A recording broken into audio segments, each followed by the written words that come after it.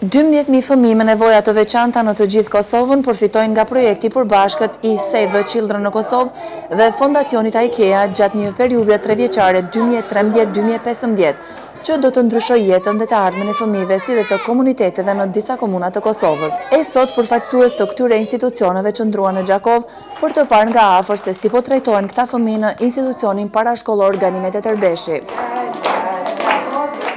IKEA has been working with Save the Children for over 10 years now. Me sa po shohim sot këtu, trajtimi i fëmijëve me nevoja të veçanta po shkon mirë, edhe kushtet po duken se janë të mira. Ne jemi shumë të interesuar të ndihmojmë institucionet që merren me fëmijë që kanë nevoja të veçanta. €1 to Save the Children and UNICEF, and Save the Children uses their portion for programs like this to help kids that are marginalized. Save the Children me mbështetjen e Fondacionit IKEA po implementojnë projektin 3 vjeçar realizimit të drejtave të fëmijëve nga grupet e minoriteteve, fëmijët me aftësi të kufizuara, u shpreh drejtori i OJC Save the Children në Kosovë. Jemi të lumtur të shohim progresin kur kemi filluar para 2 viteve promovimin e gjithëpërfshirjes në sistemin e edukimit parashkollor.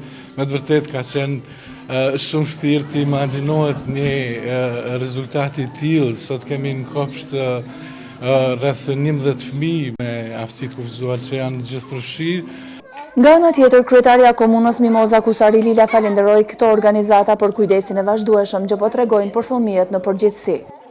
Është kënaqësi të mirëpres në komunën e Gjakovës, në qerdhe nga Ganimet e Terbeshi, ata të cilët mundsuan që qerdhja të jetë në gjendje më të mirë, që gjithashtu pjesë e programit të gjithëpërfshirjes të fëmijëve të marginalizuar, të ndihmojnë organizata si IKEA dhe organizata Save the Children, që tregon edhe përgjegjësinë shoqërore të korporatës të IKEA-s, që është e rëndësishme edhe kompania të dinë se ka mundësi të drejt për drejt të ndihmës përmes organizatave të specializuara sikur Save the Children. Ne sot jemi të nderuar që kemi në vizitë zonën kryetare Mimoza Kusari Lila dhe delegacioni nga Save the Children, po ashtu edhe të kompanisë IKEA, të cilët janë mbështetës të fuqishëm të projektit për gjithëpërfshirjes ose inkluzionit.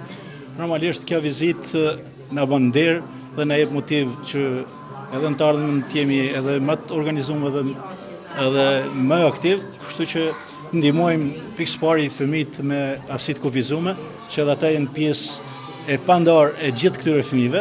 Sipas organizatës botërore të shëndetësisë, ka afro 14.500 fëmijë me aftësi të kufizuara në Kosovë. Nga këto vetëm 10 deri në 11% kanë qasje në ndonjë formë arsimi.